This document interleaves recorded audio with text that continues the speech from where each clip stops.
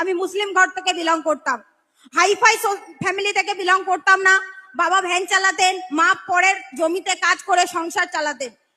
এরকম একটা ফ্যামিলি থেকে বিলং করতাম।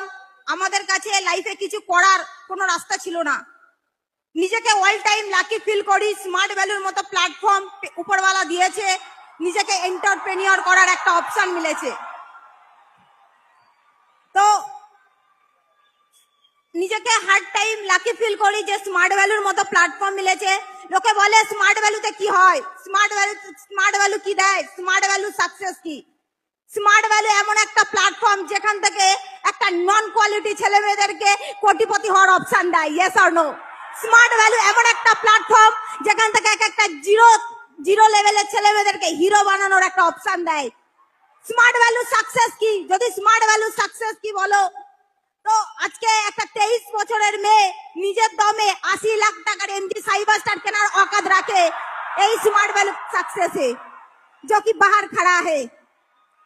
নিজেকে অল টাইম লাকি ফিল করি, ভাগ্যবান মনে করি যে উপরওয়ালা আমাকে স্মার্ট ভ্যালু দিয়েছে। তার থেকেও বেশি লাকি ফিল করি বিকাশ দার মতো একটা গুরুকে দিয়েছে। বিকাশ দাকে পাওয়া হয়তো আমার 14টা জেনারেশনের পুণ্যের ফল। আজকে ফার্স্ট টাইম